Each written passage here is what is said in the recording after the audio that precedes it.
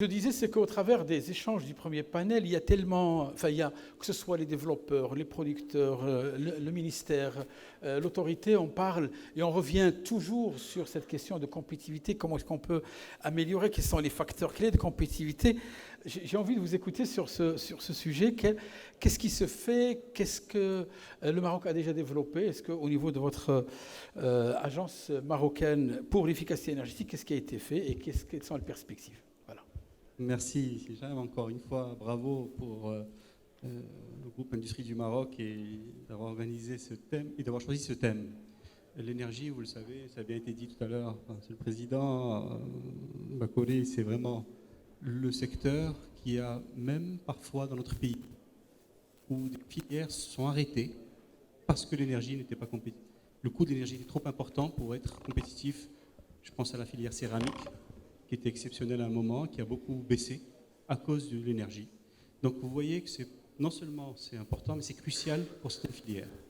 Ça a bien été dit, on a des grands consommateurs d'énergie, et il y a des filières qu'on ne pouvait pas développer dans le pays, je pense au verre, je pense à l'aluminium, parce que ça ne pouvait se développer que dans des pays où le coût de l'énergie était compétitif, ou très bas.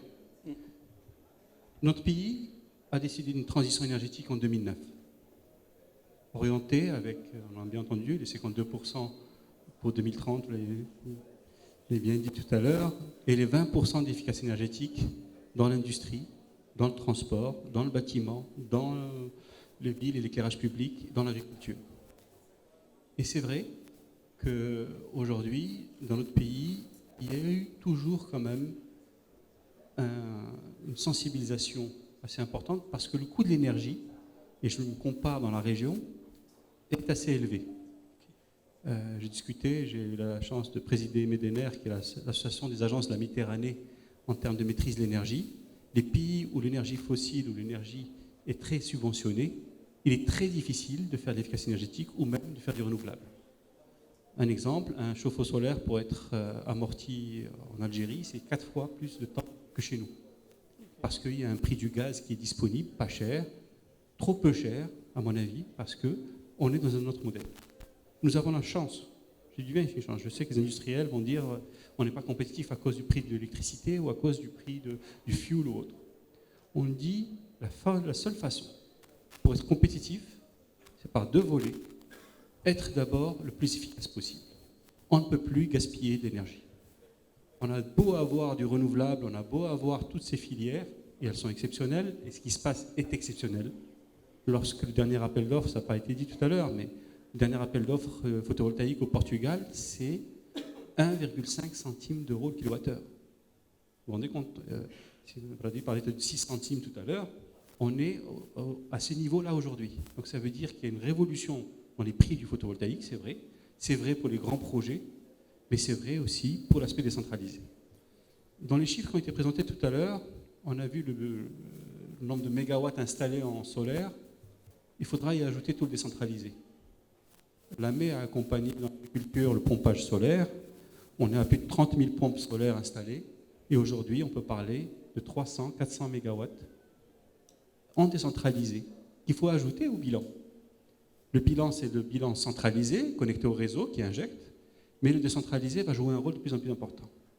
Alors l'industriel, il a besoin de visibilité, il a besoin de faire des investissements parfois, et parfois changer des comportements. L'efficacité énergétique, ce n'est pas seulement de l'industrie, ce n'est pas seulement de l'investissement, c'est aussi des comportements qu'il faut parfois changer. Mais pour cela, il faut connaître un peu ce qu'il y a comme nouvelle technologie, il faut avoir les financements. L'AME a travaillé avec les banques nationales pour que toutes les banques, aujourd'hui, ont une ligne dédiée à l'efficacité énergétique. C'est très important. Il y a eu l'expérience du Morcef. 1 milliard de dirhams en 4 ans investis. Il y a eu une subvention de 100 millions de dirhams. Pour chaque projet, il y avait 10% de subvention. Ça permet d'accélérer. On a eu la chance d'avoir eu l'accompagnement de l'audit énergétique avec un certain nombre d'industriels qui ont très vite sauté sur l'occasion parce que ce qui manquait après l'audit, c'était les financements. Or, les financements sont importants. Et aujourd'hui, lorsque vous avez le modèle d'abord politique, il y a une volonté au plus haut niveau de l'État pour viser les 20% d'efficacité énergétique dans les 5 secteurs que j'ai cités.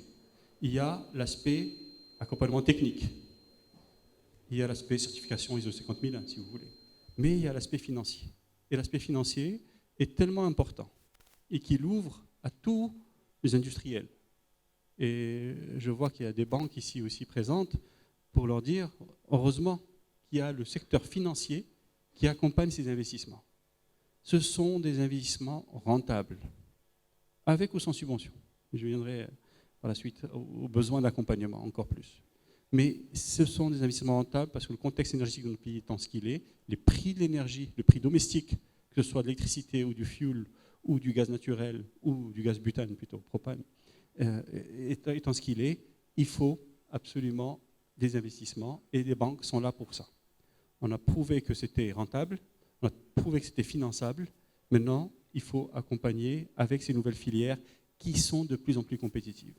C'est vrai, les toits solaires deviennent la règle. Nous sommes heureux, ce n'est pas l'industrie, mais très récemment, le ministère des Finances, sur son toit, a mis 200 kW en photovoltaïque. C'était pour dire au ministère des Finances que tous les bâtiments, aujourd'hui, vont commencer à produire, et c'est la troisième révolution qui arrive, et on le voit très bien. On est dans un schéma économique, et dans le contexte de notre pays, nous sommes dans un volet où il faut continuer ces accompagnements. Il y a une réglementation cette année qui est sortie, au-dessus de tous ceux qui consomment plus que 1500 TEP par an pour les industries. On aura un lien direct avec l'AME pour suivre les consommations, pour suivre les évolutions. Pour les sociétés de services, c'est 500 TEP par an. C'est dans un objectif d'accompagner et surtout d'aider à réduire les gaspillages là où ils sont. Et il y en a toujours. Maintenant, aujourd'hui, c'est vrai que dans notre pays, il y a encore un travail à faire à ce niveau-là. Nous sommes en train de voir pour la stratégie pour qu'il y ait des incitations. Il y a eu des incitations qui ont été proposées dans le cadre du MORCEF. Il faut aller un peu loin pour même défiscaliser des investissements et autres. C'est ce que nous proposons au ministère des Finances. Et j'espère que lorsqu'on montre dans un schéma comme celui-là, où on accompagne l'industriel, et on a parlé d'électricité, mais il faut parler aussi des autres sources. On a parlé du gaz naturel ou de l'hydrogène demain. Ce sont des filières qui vont pouvoir, ce sont des filières énergétiques qui vont pouvoir redévelopper, j'en suis persuadé, des filières dans notre pays qui ont été un peu laissées de côté parce que le prix de l'énergie est trop élevé. Donc voilà un peu le schéma. Je tenais à le dire, l'agence est là pour accompagner et pour tous les besoins d'accompagnement technique ou autres qui seraient demandés, comme on a fait une tournée avec la CGM pour accompagner, expliquer pourquoi une certification ISO 50001 était intéressante. D'ailleurs, on l'a mis dans la loi. Tous ceux qui sont certifiés ISO 50001 n'auront pas besoin de rentrer dans une formule d'accompagnement. Donc, montrer que lorsqu'on a fait ces investissements, on est tellement gagnant. Et on aide aussi à passer un message au sein de vos collaborateurs, au sein des industriels, pour leur dire ce que vous avez appliqué dans votre entreprise, vous l'appliquerez aussi chez vous, parce que c'est global, notre politique d'efficacité énergétique, c'est pour tous les secteurs, et je vous remercie. Merci beaucoup, Saïd Mouline. En tout cas, c'est aussi ce lien entre ce qu'on peut vivre en entreprise et ce qu'on peut vivre chez soi pour pouvoir réellement faire en sorte qu'on soit dans une forme d'efficacité énergétique globale. Alors, merci beaucoup pour ton éclairage, mais ça me permet aussi de rebondir sur ce que tu disais par rapport à notre point de vue sur les clés de compétitivité énergétique avec Sébastien Robert, directeur général de Voltalia. Si vous pouvez nous apporter un éclairage sur des best practices ou comment est-ce que vous voyez l'amélioration de la compétitivité dans votre secteur. Bonjour à tous et merci beaucoup de cette invitation et d'avoir l'opportunité d'échanger avec vous sur ces questions. Je me permets juste de dire un petit mot rapide de Voltalia. Oui, je vois que la présentation défile. Voltalia est une société spécialisée dans la production d'électricité renouvelable et dans la fourniture de services associés. Nous sommes présents au Maroc depuis 2015 et nous avons aujourd'hui une implantation géographique d'une vingtaine de pays avec une forte empreinte en Amérique du Sud, en Europe de l'Ouest, de plus en plus en Europe de l'Est et sur le continent africain puisque nous sommes basés au Maroc, au Kenya, où nous avons des réalisations bien évidemment, au Kenya, en Afrique du Sud, et en Égypte. Et évidemment, la dynamique du marché africain et en particulier du marché marocain qui avait anticipé un peu, le Maroc étant précurseur dans cette dynamique, nous invite à investir fortement le continent africain, dont on est absolument persuadé que sur les problématiques énergétiques, il sera un levier de développement extrêmement important pour des groupes comme les nôtres, mais pour évidemment le continent d'abord et en premier lieu. Donc producteurs d'électricité renouvelable et fournisseurs de services associés. Autrement dit, notre vocation est de couvrir l'ensemble des champs et des problématiques d'un industriel. Notre premier levier d'action est celui, comme le rappelait M. Moulid, de l'efficacité énergétique, donc qui peut prendre diverses formes, de l'audit énergétique tout simple jusqu'au contrat de performance énergétique, un sujet qui commence à être abordé aujourd'hui au Maroc. Une fois qu'on a optimisé la facture énergétique de notre client ou de notre partenaire, on commence à réfléchir à la façon dont on peut couvrir son besoin. Couvrir son besoin, on l'évoquait tout à l'heure, c'est soit par des moyens utilisant le réseau, donc c'est la fameuse loi 1309 que tout le monde connaît ici, soit via des moyens de production décentralisés, on l'a aussi évoqué tout à l'heure, soit des moyens de production assez importants en termes de capacité installée, et on pense notamment aux précurseurs au Maroc, comme l'entreprise Lafarge qui a développé son propre parc éolien, mais de plus en plus d'industriels qui s'intéressent à une couverture de leurs besoins énergétiques via l'installation de production de moyens in situ. Autrement dit, des toitures, voire parfois, quand du foncier est disponible, des centrales, des toitures solaires évidemment, voire quand du foncier est disponible à proximité, des centrales solaires au sol de plus grande capacité. Donc ça, ce sont nos activités aujourd'hui au Maroc. Je dirais qu'enfin, il y a deux sujets, deux réactions par rapport à la première table ronde. Il y a le sujet de la politique énergétique qui a été politique énergétique marocaine, qui a été et des perspectives d'avenir, qui a été très utilement développée dans le cadre du premier panel. C'est effectivement indispensable de connaître le contexte dans lequel on se situe, quelles sont les perspectives d'avenir quand on est un industriel dans un pays et au Maroc en particulier, quels sont sur les 5 ou 10 prochaines années, quel sera le paysage énergétique du pays dans lequel je vais investir. Gaz, pas gaz, gaz to industrie, gaz to power. Ce sont des sujets qui sont absolument essentiels. Il y a d'autres sujets qui sont également essentiels de comprendre dans le cadre des évolutions que le Maroc connaît aujourd'hui. Le ministère de l'Énergie, en la personne de M. Bernanou, évoquait tout à l'heure les projets d'amendement des fameuses lois, la fameuse loi 1309, la loi 5414, sur l'autoproduction. On espère tous, vous les premiers j'imagine, mais nous également, que ces projets de loi vont voir le jour en 2020, puisque pour un certain nombre d'entre eux, notamment l'ouverture de la moyenne tension, c'est un sujet qui est déjà évoqué depuis 2015, si ma mémoire est bonne, donc tout le monde est impatient. Mais on est aux matinées de l'industrie, enfin un peu tard pour la matinée, mais on est aux matinées de l'industrie, et j'essaie de me mettre dans la tête de l'industriel. Et une fois que je connais cette problématique, ce contexte politique, énergétique de mon pays et du pays dans lequel j'investis, je me dis qu'en sortant de cette matinée, ou cet après-midi, quelles sont les solutions? Il y a des lois qui sont en train d'être modifiées. Certes, on n'en connaît pas tout à fait les contours. Sauf pour les très initiés que nous sommes, puisque c'est notre métier d'y travailler tous les jours. Mais je ne suis pas sûr que ce soit la problématique immédiate de l'industriel. Je pense que l'industriel, sa problématique, c'est de se dire, OK, je sors de cette conférence, demain, qu'est-ce que je peux faire sur ces sujets énergétiques? Et je pense que là, il y a aussi une certaine communication, transparence aussi à faire valoir aussi bien côté du ministère de l'Énergie, côté de la Fédération de l'Énergie, côté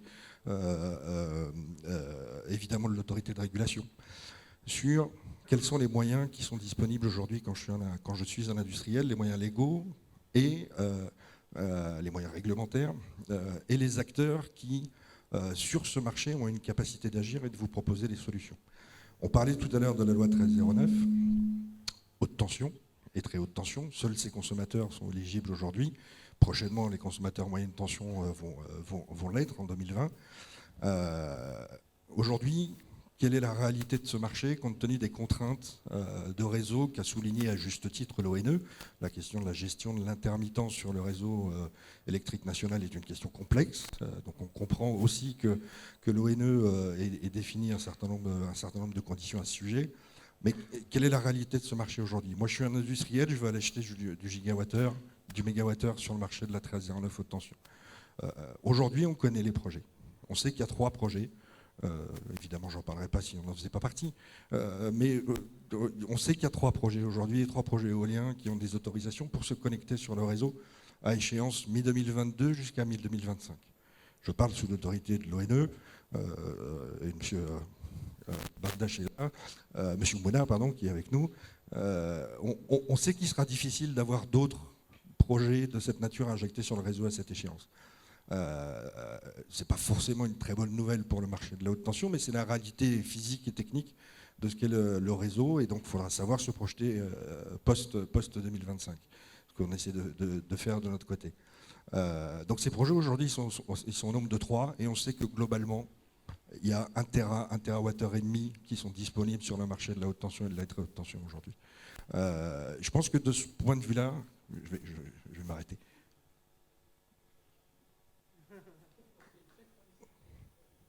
Non, mais je ne me rends pas compte des 7 minutes, j'aurais dû regarder ma montre. Mais aujourd'hui, voilà, il y a 1 à 1,5 TWh de disponible sur le marché de la 1309 haute tension. Il faut qu'il y ait une certaine visibilité des industriels et une certaine communication qui soit faite aussi de la part de l'autorité de régulation, je pense, sur ces gigawattheures qui sont accessibles aux industriels aujourd'hui. Donc ça, c'est, je pense, un des éléments importants. Sur les autres aspects, notamment l'aspect de la production décentralisée, de l'autoproduction, on sait que le cadre réglementaire est en cours d'évolution aujourd'hui. Il n'empêche pas de commencer à travailler. Il y a déjà un certain nombre de projets qui, là, pour le coup, ne sont pas les nôtres, hein, donc je ne suis pas là que pour faire de l'autopromotion, mais il y a un certain nombre de projets et d'envergure assez importante de production décentralisée qui sont en train d'être construits en ce moment, qui vont être prochainement mis en service auprès d'opérateurs industriels de premier rang, et preuve en est, s'il le fallait, que y compris dans le cadre réglementaire actuel, on peut déjà commencer à agir. Merci beaucoup Sébastien Robert, vous êtes directeur général de Voltalia, pour cet éclairage à la fois pluriel, mais c'est aussi des réponses aux questions sur la loi 1309 et sur ce mix énergétique. Ce qui revient assez souvent également, et ça je pense que ce soit dans le propos de Saïd Mouline ou dans le vôtre, c'est bénéficier justement de ces avantages ou de cette compétitivité n'a de sens que si on n'est pas dans le gaspillage, que si on est dans le cadre d'une recherche et développement structuré, dans la formation structurée. Et je connais quelqu'un qui est, je pense, un adepte de ce genre de sujet. Je vois ici Khalil Samaoui, qui est vice-président de Fenelec, il est président de Amisol et également directeur général de Green Yellow. Je sais qu'il est très sensible à ces questions de formation, de labellisation. Est-ce que vous pouvez nous dire comme clé de compétitivité énergétique pour l'industrie marocaine? Oui, effectivement. Enfin, on a de la chance aussi d'avoir Simouline qui représente l'agence qui est justement dans ce métier. Et effectivement, la formation, la labellisation sont des aspects qui sont souvent oubliés, mais qui sont complémentaires de tout ce dont on vient de parler. On a le côté réglementaire, ça c'est très important. Et Dieu sait que nous sommes au sein de notre association, de notre fédération. Ça fait des années qu'on appelle à on va dire, cet amendement, à ce toilettage au niveau réglementaire dont on avait besoin. Et il y a des choses qui se passent actuellement. C'est vrai qu'on a parlé de loi 1309 qui va peut-être devenir la 4019. On a parlé de loi sur l'autoproduction. Voilà. Mais il y a aussi quelque chose de très important. On n'a pas suffisamment parlé, je trouve, qui est le décret. Simone, on en a parlé tout à l'heure, qui est le décret relatif au audit obligatoire. C'est quelque chose de très important. Cet aspect d'efficacité énergétique est resté pendant longtemps un petit peu derrière les énergies renouvelables et c'est redevenu une priorité nationale. D'ailleurs, l'AME, justement, aujourd'hui, elle est focalisée sur ça. Mais il y a ces décrets-là, c'est très important. Et nous, on essaie de compléter cela, effectivement, par ces différents aspects de la formation. D'ailleurs, je vais parler que d'une expérience que certains d'entre vous connaissent, qui est celle des IFMERET, des instituts de formation au métier des énergies renouvelables et d'efficacité énergétique. Ça a été quelque chose qui a été signé devant Sa Majesté pour créer ces instituts-là, pour créer des techniciens, mais aussi pour de la formation continue qui vont accompagner justement tout ce développement qui était initié à la fin des années 2000, ça fait un peu plus de 10 ans, donc dans cette transition énergétique. Et puis il y a aussi cet aspect de qualité, parce que la qualité, au-delà du fait que c'est quelque chose de très important pour nous, ça peut être aussi, je veux dire, avant d'être un plus, ça peut être quelque chose de très nuisible. Et on l'a remarqué, Simone parlait justement de pompage solaire, particulièrement sur les petites installations, on avait beaucoup de problèmes de qualité. Donc les professionnels ont essayé, donc c'est quelque chose qui a été lancé, le label TACAPRO, ça a été lancé par l'AME, par l'AMISOL et par le cluster solaire, donc ces 3 partenaires, donc, dans un partenariat public-privé justement, pour essayer de cadrer ce côté-là de qualité pour essayer d'avoir des installations de plus en plus qualitatives avec justement derrière un objectif de développement de marché. Et je reviens sur efficacité énergétique et sur tout ce qu'on vient de dire. C'est effectivement les 3 mots quand on rencontre des industriels. On en a un à côté de moi avec Maghreb Steel. Mais justement, ces mots qui reviennent souvent, compétitivité, visibilité, pérennité, il y a une concurrence entre les entreprises au Maroc et il y a aussi une concurrence entre les entreprises marocaines et les entreprises étrangères, que ce soit sur les marchés étrangers ou que ce soit sur le marché marocain. Et effectivement, l'énergie, c'est l'une des composantes les plus importantes et sur lesquelles on peut agir finalement assez facilement. Et il se trouve que pendant longtemps, c'était assez difficile. Et il y a eu, pendant longtemps, on parlait de ces fameuses courbes qui allaient se croiser entre le coût de l'énergie fossile et le coût des énergies renouvelables. Là, vous avez annoncé, Simoline, le chiffre de 15 centimes au mégawattheure au Portugal. C'est quelque chose d'extraordinaire. Je veux dire, aujourd'hui, c'était même pas un rêve. Il y a 10 ans, je veux dire, on n'osait même pas en parler. Donc, aujourd'hui, on a franchi un cap à ce niveau-là. Et aujourd'hui, il n'y a plus qu'à. Maintenant, il y a effectivement ce cadre réglementaire-là. Mais les entreprises, elles vous disent, moi, n'importe quel centime que je peux gratter sur mon coût, c'est quelque chose de très important qui va me donner un plus au niveau de la compétitivité par rapport à mes concurrents au Maroc et par rapport à mes concurrents étrangers sur le marché marocain et puis pour accéder à des marchés. Donc tout ça, c'est des problématiques qui nous intéressent. Il y a de l'efficacité énergétique à faire évidemment pour réduire ses coûts et puis il faut aussi que cette énergie-là moins chère et tout ce qu'on peut produire localement, que ce soit en autoproduction, on en a parlé tout à l'heure dans le premier panel, mais aussi à travers cette énergie achetée sur le réseau, à travers la loi sur les énergies renouvelables, qui ne va plus s'appeler 1309, mais que tout le monde appelle 1309, qu'importe.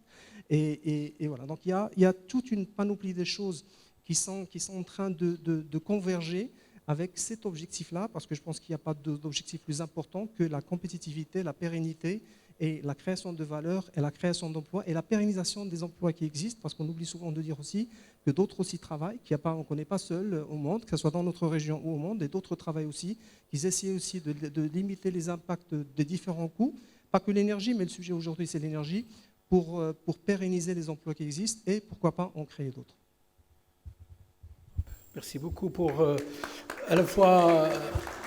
J'allais dire to the point, puisque les interventions ils se complètent les unes les autres. On est à la fois dans l'optimisation, dans le non-gaspillage, dans la recherche de toutes les pistes qui permettent d'optimiser, mais aussi surtout l'investissement dans les ressources humaines au travers de la formation, la mise à disposition de ressources sur le marché qui sont non seulement conscientes, mais qui déploient des solutions, et cette agilité, adaptabilité des solutions par rapport aux contraintes et aux dysfonctionnements qui existent. Très très rapidement. Ça, c'est 1 minute sur voilà, les prochaines assises. Non, c'est le partenariat public-privé quand on en parle. Pourquoi on a tenu à mettre en place ces formations ensemble, avec le secteur privé, pour dire que nous voulons des formations en adéquation avec le marché. Avec l'ONUDI, nous avons eu des formations à la CGM aussi pour l'ISO 50001. Donc nous voyons qu'aujourd'hui, la formation est très importante, parce que vous voulez en tant qu'industriel avoir des solutions qui fonctionnent, qui sont bien émotionnés, c'est très important. Donc il y a des acteurs privés qui savent le faire, et il y a un autre accompagnement, et se fait dans le cadre du partenariat public-privé. Merci beaucoup. Alors, puisque tu avais le micro, Saïd Mouline, je te propose de le remettre à Wahiba Znibar, associée et directrice développement commercial Quadrant Maroc, et toujours dans le même topo. Toujours dans le même topo, les clés de compétitivité selon vous, qu'est-ce que vous avez fait, qu'est-ce que vous avez proposé et quelles sont les perspectives de développement? Et puisque vous êtes dans le développement, donc ça sera que du gâteau. Allez-y. Je tiens à vous remercier tout d'abord d'avoir organisé un tel événement pour nous permettre de parler d'une thématique très importante pour vous les industriels. Et j'espère pouvoir répondre à votre besoin en présentant Quadrant Maroc. Donc Quadrant Maroc est un producteur privé d'électricité verte qui est sur plusieurs sources d'énergie, que sont l'éolien, le solaire, et appartient au groupe Quadrant International qui fait également de l'hydroélectricité, du waste to energy. Une petite parenthèse, on parlait d'hydrogène tout à l'heure. Quadrant France a également donc une unité de production d'hydrogène qui est alimentée par un parc éolien de solaire flottante qu'on a. Donc on arrive à réduire les coûts de production de l'hydrogène de cette manière. Donc on est présent sur toutes les étapes de la vie d'une centrale, de la prospection à la mise en service, en passant par le financement et la construction. Et on offre des solutions sur mesure pour l'industriel, plus particulièrement au Maroc, sur l'autoconsommation. Là, c'est pour vous montrer un petit peu donc, une idée de notre présence à l'international. On est présent sur 4 continents. On a plusieurs projets donc, qui sont en exploitation et également en construction, parce que Quadrant France avait déjà 600 MW en exploitation et on a décidé il y a 2 ans de les vendre à Direct Énergie. On en a tiré 300 millions d'euros et ça nous a permis en 2 ans de construire actuellement 700 MW. Donc au Brésil, on est en train de construire 500 MW. Au Vietnam, on a déjà mis en service 50 MW de solaire. Pardon. Et donc d'autres centrales qui sont en financement en Afrique, du solaire au Burkina Faso, au Tchad et aussi de l'éolien et du solaire en Tunisie. Au Maroc, on peut l'annoncer, c'est public maintenant, on a signé un contrat avec Nestlé donc, pour leur produire de l'énergie verte à partir d'une centrale en toiture de 1 MW. Donc c'est quelque chose que vous, tous industriels dans cette salle, pouvez faire, avoir accès à cette énergie verte à un coût moins cher. Donc je voudrais plus parler maintenant de Quadrant Maroc et de nos solutions. Donc, certes, il y a un axe de développement qui est donc les mesures d'efficacité énergétique, comme a pu citer Saïd Moline, qui est très important. Donc, il est important d'une part que vous réduisiez votre facture énergétique en optant pour ces mesures, et un autre levier est tout simplement d'acheter de l'électricité verte moins chère. Et nous, chez Quadrant Maroc, notre rôle est de vous mettre à disposition cette énergie grâce à nos centrales éoliennes et solaires. Il y a 2 possibilités aujourd'hui. Donc, il y a cette loi 1309 dont on a parlé qui permet donc de vous fournir via le réseau une électricité verte juste en signant un contrat. Donc, c'est tout simplement comme si vous avez un second fournisseur d'électricité en gardant votre distributeur historique. Donc, on espère bien, comme on l'a entendu ce matin, que la loi va être applicable cette année. Donc, on est ici pour vous faire prendre conscience de cette opportunité. Vu que cette loi n'est pas encore applicable, aujourd'hui, les industriels, vous n'êtes pas au courant forcément que vous pouvez économiser juste en ayant un second fournisseur d'électricité verte. Donc, vous faites un achat responsable, vous n'avez aucun investissement et vous réalisez des économies immédiatement. C'est quand même un gain en compétitivité énergétique qui est non négligeable et on est là donc, pour répondre à vos besoins.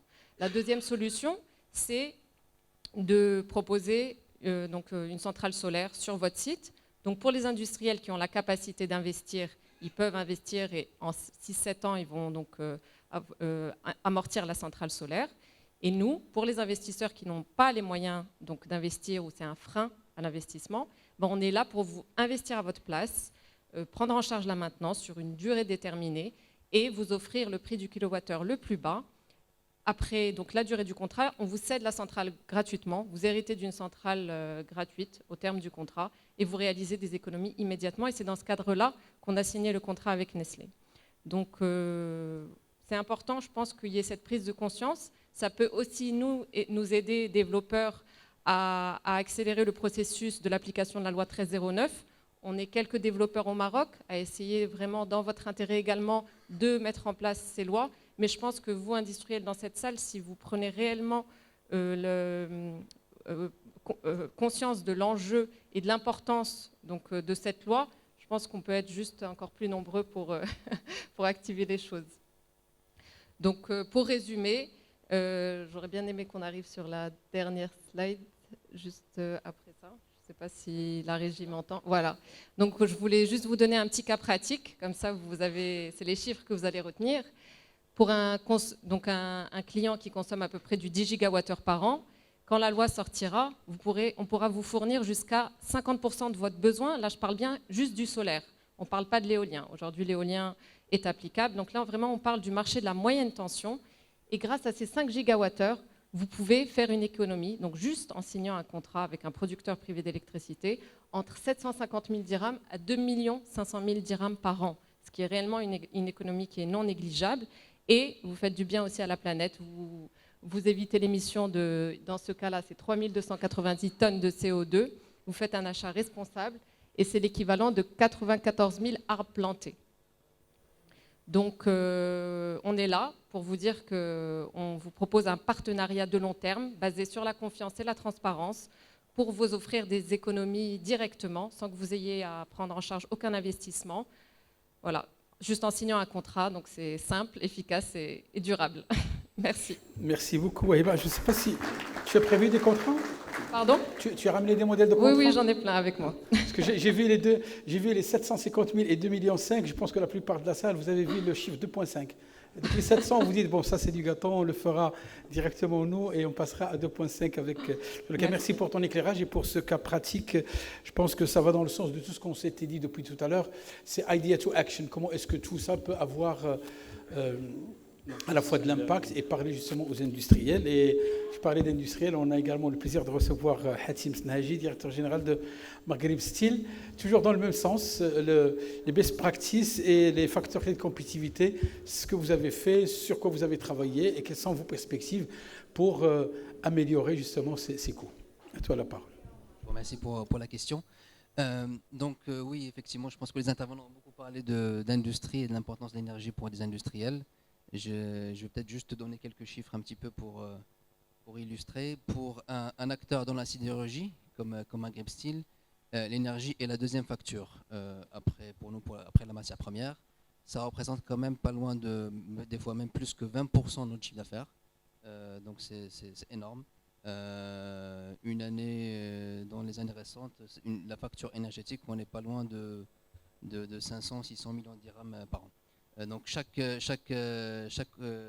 économie qu'on peut faire a un impact énorme sur une activité comme la nôtre. Alors qu'est-ce qu'on a fait? Donc bien sûr la meilleure, comme on dit toujours, la meilleure énergie est celle qu'on ne consomme pas. Donc ça rejoint l'efficacité énergétique dont on a parlé. Qu'est-ce qu'on fait pour avoir l'efficacité énergétique? On commence d'abord, il y a un volet technologique qui est important. Il faut être toujours à jour de ce qui se fait de mieux. On ne peut pas imaginer par exemple un laminoir aujourd'hui sans qu'il y ait un récupérateur de chaleur. C'est de série, comme on dit. En ce moment même, on est en train de remplacer le nôtre pour s'assurer qu'on est toujours au maximum au niveau de l'efficacité énergétique. Donc il y a le côté technologique qui des fois demande aussi un financement pour toujours, comme j'ai dit, suivre un petit peu ce qui se fait de mieux. Donc il y a ce premier volet. Il y a bien sûr un deuxième volet qui est juste un système, on va dire, de suivi et d'efficacité énergétique en termes de contrôle de ce qui se fait au jour le jour, contrôler la consommation, les puissances, etc. Ça aussi, c'est quelque chose de primordial. Et puis, enfin, je pense qu'il y a aussi, on a touché un petit peu, c'est aussi le côté comportement et le côté culture qu'on doit avoir dans une industrie. C'est de la même manière qu'on a une culture de sécurité dans une usine, qui est la priorité numéro 1, on a aussi une culture énergie et le fait d'avoir une efficacité énergétique. Donc ça, c'est quelque chose qui est un travail aussi pas évident, qui n'est jamais fini, mais sur lequel on insiste pour qu'au niveau de chaque opérateur, on ait ce souci de l'efficacité énergétique. Donc ça, c'est pour la partie efficacité. Après, donc, il y a le côté, bien sûr, prix de l'énergie. Donc pour une sidérurgie, on va trouver les deux formes dont on a parlé, l'électricité et le gaz. Pour l'électricité, donc étant sur la haute tension, la très haute tension, on a commencé, on va dire, par bénéficier de la loi 1309. Un chiffre en 2019, ça a permis de couvrir pas loin de 40% de notre consommation. Bon, sur une année, on a consommé moins que d'habitude, mais quand même, c'était quand même une économie considérable. Et on vise les 70-80% à partir de 2021-2022. Donc ça, on va dire que on a commencé et on compte continuer dans le même sens. On regarde aussi tout ce qui est autoproduction. Là aussi, parce que chaque centime compte, même si pour nous ça reste une petite quantité, une petite part de notre consommation, mais c'est important de capter ces économies-là. Et puis sur la partie gaz, évidemment, on a parlé de gaz sur industrie. Là, on ne peut que souscrire, et bien sûr on attend ça avec impatience, parce que là aussi, comme certains l'ont dit, on est en concurrence dans un marché mondial. Il faut qu'on soit compétitif à la fois pour le marché local, mais aussi à l'export. Et donc on a parlé des industries qui ne peuvent pas se développer si on n'a pas une énergie qui est compétitive. Il y a aussi, on a parlé aussi d'une croissance de la consommation d'électricité qui n'a pas peut-être augmenté de la même manière que c'était prévu. Et moi je vois un lien un petit peu entre les deux, parce que c'est un peu plus on a une énergie compétitive, plus on consomme. Et de la même manière, évidemment, plus on consomme, plus il y a la demande, plus on peut fournir d'énergie compétitive. Mais si on prend notre exemple, déjà sur le marché local, pas le marché local, mais en termes... Alors, on a une flexibilité de fonctionnement où on peut soit fonctionner avec la matière première qui est de la ferraille dans notre cas, ou aussi importer du produit semi-fini, même partiellement. Et là, l'arbitrage, il se fait sur les coûts de transformation, dans lesquels l'énergie représente 60%. Donc, une énergie moins chère nous permettra de consommer beaucoup plus. On peut facilement augmenter notre consommation sur une année comme 2019 de 50-60%, si on a une énergie qui nous coûte 10-15% moins cher. Ça se joue à ce niveau-là. De la même manière pour l'export, on a aussi des capacités non utilisées qu'on pourrait exploiter pour l'export. Et là, on pourrait même doubler notre consommation énergétique totale avec des optimisations de l'ordre de 10, 15, 20% sur le coût énergétique. Donc on parle de ça. Une économie de 10, 15, 20%, ça fait la différence entre faire une exportation ou ne pas la faire. Parce que ça représente notre marge sur coût variable de l'exportation elle-même. Voilà, donc c'est plus que critique, c'est crucial. Et ça fait en fait effectivement la différence entre faire des choses et ne pas les faire. Merci beaucoup, Hatim Snaji, pour ton éclairage et aussi pour s'être prêté au jeu, parce que c'est toujours à la fois excitant et passionnant et complexe de parler de ce qu'on fait, des résultats que cela peut apporter, et de le partager aussi dans une forme de générosité avec les industriels. Alors, je vais switcher vers notre ami Mohamed Lacham, président de l'AMICA, et c'est aussi ton éclairage par rapport à cette question centrale sur la compétitivité, les optimisations qu'on peut faire, ou quelles sont les solutions qui ont été mises en place par votre organisme. Bonjour. Tout d'abord, je tiens à remercier Industrie pour cette initiative. Et je souhaite partager, c'est un grand plaisir de partager avec vous notre expérience de l'industrie automobile au Maroc dans le domaine de la performance énergétique. Comme vous le savez tous, donc l'industrie automobile au Maroc actuellement, elle présente plusieurs opportunités. Ces opportunités ont été accélérées depuis le lancement de l'intégration locale en profondeur. Quand je parle de l'intégration locale en profondeur, c'est-à-dire que je parle de connecter l'écosystème automobile avec les autres écosystèmes des matières premières, à savoir le métal, le plastique, le textile, chimie et autres. Donc, pour accéder à cette filière automobile, comme vous le savez, c'est un secteur qui est très très exigeant. La clé, c'est la compétitivité. Mais comme ces technologies sont des technologies énergivores, surtout la matière première, donc il faut réfléchir sérieusement sur des solutions pour des économies d'énergie. Au niveau de l'AMICA, on a un certain nombre de propositions.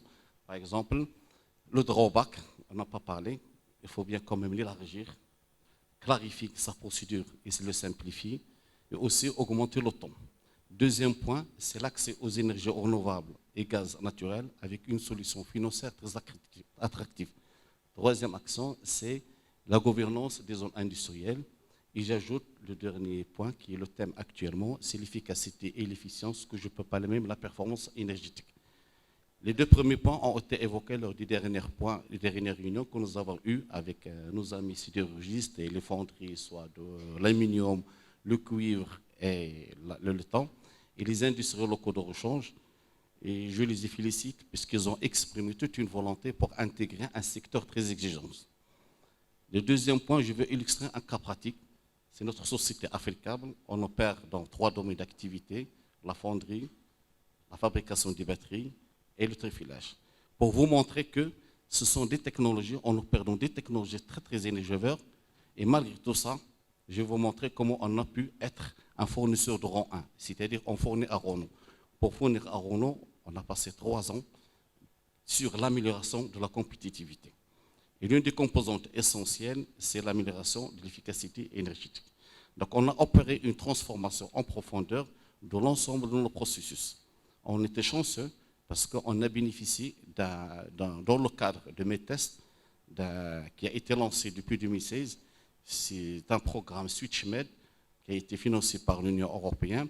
Et c'est une démarche qui était très, très intelligente. Donc c'est une démarche, d'abord, elle repose sur 2 normes qui sont importantes.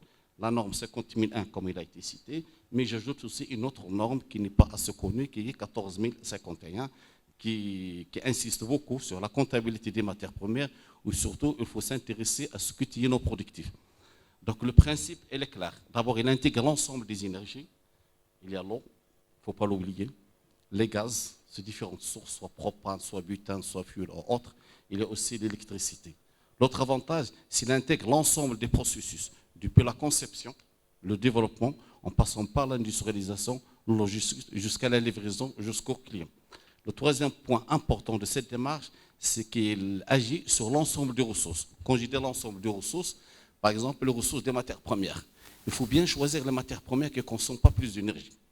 Quand je parle aussi des ressources matérielles, le process, il faut que le process soit bien optimisé. Il ne faut pas avoir plus de température, pression, vitesse, etc. Il faut bien réfléchir à optimiser ces paramètres et qui vont impacter très très important sur l'économie d'énergie. Le 3e point, il faut aussi être intelligent à choisir ou bien à remplacer, dans la mesure du possible, des équipements énergivores par des équipements qui consomment moins d'énergie. Il faut agir encore sur l'éclairage, agir sur les fuites de l'air comprimé, agir sur la récupération des chaleurs. Et il y a tout un certain nombre d'actions que je ne peux pas énumérer actuellement, mais nous sommes en train, au niveau de l'AMICA, de regrouper dans un référentiel des bonnes pratiques de la performance énergétique. Et ça va être aussi une occasion de partager ça avec nos adhérents. Et nous avons intégré tout ça dans une nouvelle feuille de route de l'AMICA. Et l'autre, dans un axe qui est important et principal, c'est la compétitivité, tout en insistant beaucoup sur l'efficacité énergétique. Merci. Merci beaucoup. En tous les cas, c'est Mohamed. Je pense que les industriels, ils ont cette générosité du cœur et donc, dès lors qu'ils travaillent sur un sujet, ils veulent le partager, l'offrir au reste. Parce que M. le Président, tout à l'heure, il parlait justement de l'intérêt pour le Maroc d'être non seulement un hub pour lui-même, mais aussi pour la région et pour le continent, donc ce qui fait une excellente chose. Merci beaucoup aussi, Mohamed Lacham. On a avec nous... voilà, donc je pense que c'est des moments formidables comme ceux-là, où le temps s'arrête, où le silence est partout, et on a envie juste d'applaudir. Voilà. Applaudir, c'est Hakim Rakchi pour l'introduire et nous faire son retour d'expérience, lui qui est président de Maghreb Industrie. Un retour d'expérience sur pratiquement ce sujet qui est celui de l'optimisation, les facteurs clés de compétitivité tels que tu l'as vécu au sein de ton groupe. Merci. Donc effectivement, Maghreb Industrie a investi sur un nouveau site industriel il y a 3 années de cela. En fait, nous étions posés certaines questions du fait que notre entreprise a à peu près 60 ans maintenant et on voyait la facture énergétique grimper à peu près de 20% par an. En tout cas, on les anticipait. Et ça devenait un facteur clé de non-compétitivité. Et donc nous avons agi essentiellement en faisant ce qu'on vous montre ici, à savoir que nous avons mis en place, disons, 4200 panneaux photovoltaïques de 340 watts chacun crête. Donc ça fait à peu près 1,4 MW crête en puissance. Et nous avons une deuxième extension qui est prévue pour 1 MW supplémentaire, sur une superficie moindre parce que les panneaux sont plus efficaces. Et parce qu'on a effectivement gagné en expérience, puisque maintenant on sait faire une toiture qui permet d'occuper, disons, d'être occupée entièrement par des panneaux photovoltaïques. Celle que nous avons fait la première fois avec quelques petits dénivelés, et donc on n'a occupé que 80% à peu près de la superficie. Et donc nous avons mis en place également un système de stockage froid qui permet en fait de récupérer les surplus d'énergie, notamment c'est quand on fait du photovoltaïque, le maximum d'énergie, on l'a normalement au zénith, c'est-à-dire à peu près à 1h20 maintenant. Donc disons entre 11h30 et 15h, on a plus d'énergie qu'on en consomme, et donc on force la consommation en stockant du froid. C'est-à-dire que le froid a la capacité d'être stockable facilement, et en plus il se comprime. Donc on peut stocker vraiment beaucoup de froid. Et nous avons travaillé également sur des systèmes donc de sobriété, comme ça a été dit tout à l'heure. En fait, la logique, c'est une logique négawatt. C'est-à-dire on commence d'abord par être sobre, c'est-à-dire on a éliminé tous les moteurs qui consommaient trop, c'est-à-dire on a des coefficients d'exploitation qui sont les meilleurs possibles, au moment où on a fait l'investissement en tout cas. On a mis effectivement des LED pour l'éclairage, et donc comme on a dit, on commence par être sobre. La deuxième chose, c'est qu'on essaie d'être efficace, et donc on a mis en place ce système notamment de stockage d'énergie. Parfois, on fait également du stockage chaud, mais alors un tout petit peu. C'est-à-dire la chaleur, on peut, disons, la stocker moins longtemps. C'est-à-dire qu'il y a des systèmes qui sont chers. Ce qu'on a mis là, c'est des systèmes qui ne sont pas chers. Donc en décalant simplement d'une demi-heure la production, ça nous permet de faire certaines économies appréciables, notamment par rapport à la puissance totale qui est disponible. Alors comme on a mis du photovoltaïque, on a réduit notre connexion au réseau, c'est-à-dire au lieu de mettre 2 transformateurs de 1000 kVA, on n'en a mis qu'un seul, et donc comment dire, on lisse la consommation avec notre stockage froid, sachant que le froid consiste à peu près en 35% de notre consommation totale. Et donc sur l'ensemble, on a à peu près 30% ou 35% de la consommation électrique qui est d'origine photovoltaïque sur l'année. On a une économie de l'ordre de 15% parce qu'on est sobre, notamment avec les coefficients d'exploitation qui sont meilleurs, et avec les LED qu'on a mis en place. Et enfin, on a également un décalage, c'est-à-dire le froid nous permet d'être, disons, de consommer, de limiter notre consommation pendant les heures de pointe. Donc au total, notre consommation, notre facture d'énergie a chuté d'à peu près de 50%. Et donc nous sommes en train de faire un deuxième site qui est juste à côté de celui-là, et qui nous permettra, disons, de maximiser à peu près à 65% les économies en énergie telles qu'on les a prévues. Donc en fait tout cela, c'est des cas pratiques de ce que mes amis ont dit auparavant.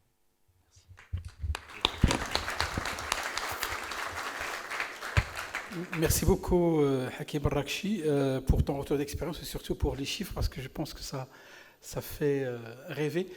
J'ai envie qu'on voie une vidéo du directeur général de Lafarge Holcim Maroc, qui a voulu aussi partager avec l'assistance un retour d'expérience.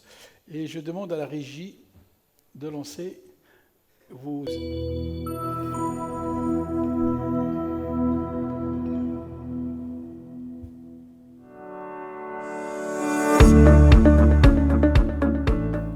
Le développement durable est au cœur de la stratégie de Lafarge Holcim Maroc. Dans ce contexte, nous avons priorisé 4 domaines d'action pour matérialiser notre engagement. Le climat, l'eau et la nature, l'économie circulaire et les populations et communautés autour de nos sites. Pour nous engager et succéder dans la lutte contre le réchauffement climatique, nous avons entamé beaucoup d'efforts sur la substitution des énergies fossiles dans nos sites. En ce qui concerne les combustibles fossiles, on travaille sur des combustibles alternatifs. En ce qui concerne l'énergie électrique, nous avons entamé un grand effort au début des années pour la substitution de la consommation électrique par des centrales thermiques en utilisant l'énergie éolienne. Juste pour vous donner un contexte, l'énergie électrique que Lafarge Holcim Maroc consomme chaque année correspond à la consommation électrique d'une ville de 300 à 400 000 habitants. Donc c'est très important pour nous, dans le choix de cette énergie électrique, de voir les impacts dans l'environnement. Depuis le début de ce siècle, nous avons commencé notre aventure dans le domaine de l'énergie éolienne. En 2019, nous avons arrivé à des taux de substitution de 80%, donc on utilise 80% d'énergie éolienne, et en 2020, on vise à un taux de substitution de plus que 90%.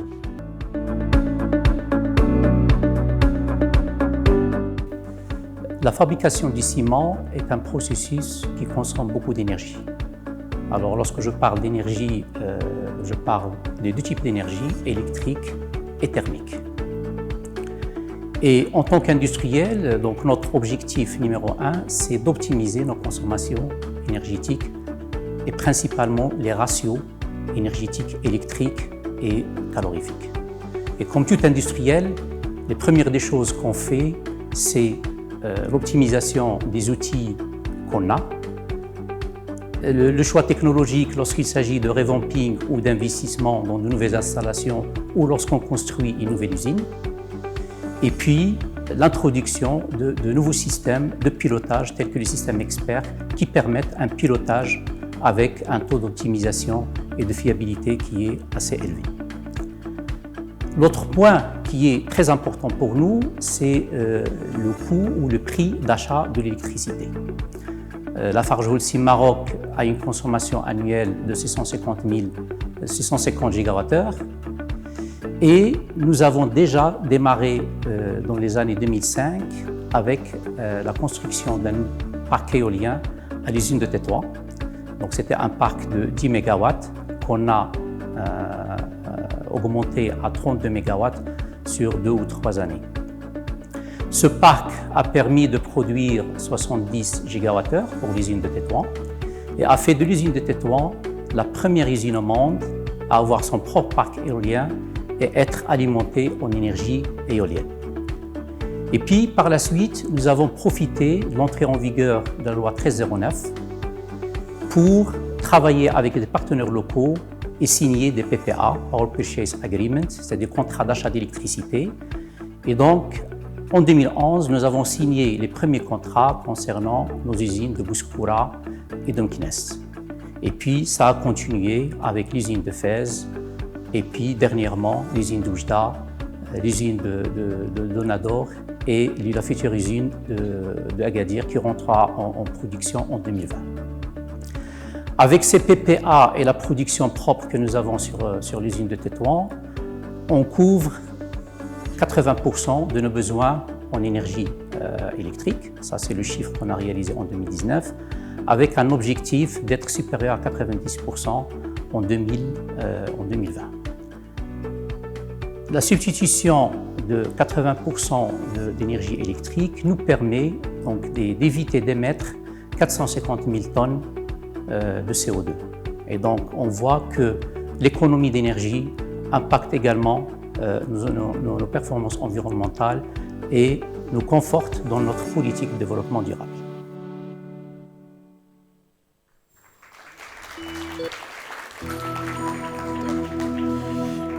Alors, merci beaucoup à Georges Mikos, directeur général, et aussi au brillantissime Brahim Zolokhi, qui est directeur industriel, pour cet éclairage. Je pense que sur ce panel, on a eu un retour d'expérience assez riche avec la diversité des cas, mais surtout beaucoup d'engagement des industriels à optimiser chaque niche, chaque séquence et toujours investir pour pouvoir passer de 50 à 80 et pourquoi pas 90 comme le fait Lafarge. On a également eu beaucoup de plaisir à voir les solutions proposées, celles qui permettent justement de faire aucun investissement et de gagner en efficacité énergétique.